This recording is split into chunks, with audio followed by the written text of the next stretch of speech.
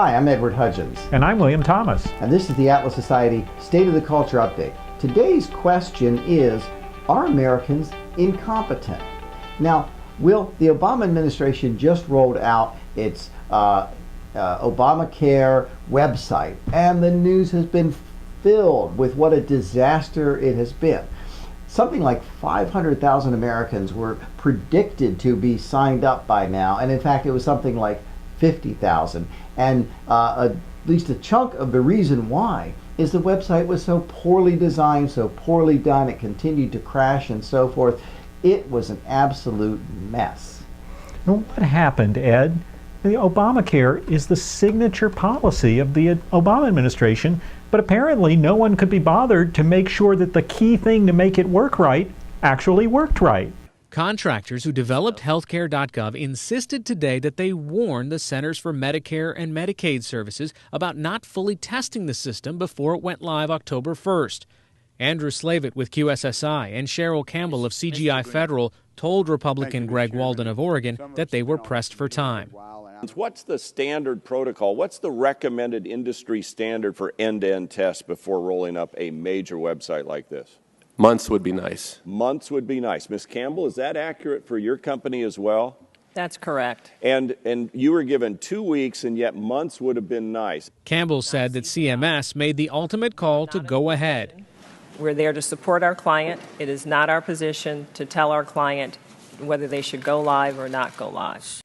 They had too many players. I mean, they never did the testing that they should have done, that any private sector company would have done. Whether you're trying to order a pizza or a plane ticket or a hotel reservation, they never put the pieces together until too late.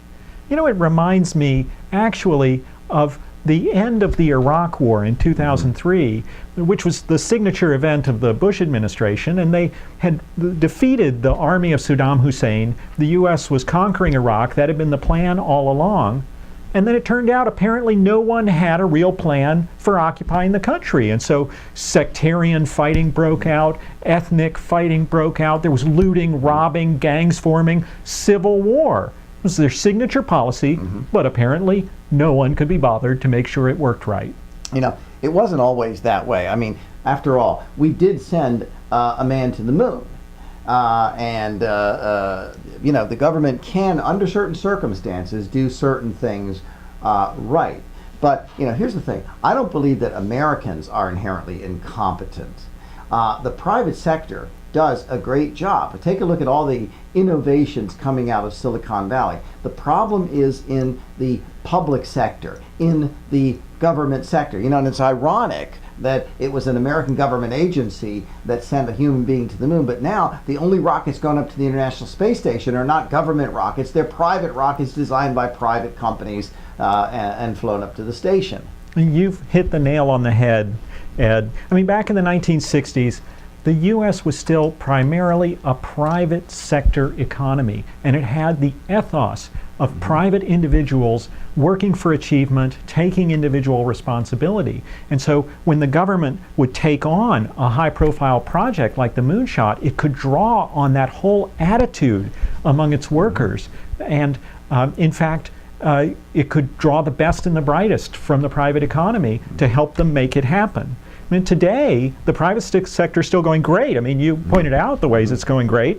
But the truth is that more and more people are in excuse-making, time-serving sinecures in the bureaucratic sector. And the longer workers are in a government bureaucracy, the more they lose that private sector ethos. And, you know, NASA workers now, they attend the right meetings, they submit the right memos, they make pretty PowerPoints. They don't actually have to make rockets fly. And I think maybe something like that happened with the Obamacare websites too. You know, they had meetings, they had discussions, but the buck didn't stop anywhere. No one was really responsible for making sure that the thing worked. You know, it's like a scene out of Atlas Shrugged. There's a scene in this book where these two trains collide in a tunnel, killing hundreds of people, destroying the tunnel. And what you see is in the company, everyone from the president of the company on down is refusing to take responsibility. They're passing the buck. They're saying, no, it's not my job, it's your job. It's this bureaucratic mentality. I mean, how prophetic was Atlas Shrugged here? Amazingly prophetic. What Ayn Rand was telling us what we can see is that when a culture values productiveness and achievement, then great things happen and people can achieve great things. But when it ends up being a culture dominated by time serving, by valuing status, by valuing pull, then the result is disaster, whether it's a disaster in a fictional train tunnel or it's a disaster in a contemporary healthcare boondoggle. You're right on the mark. This has been the Atlas Society State of the Culture Update. Thanks for watching.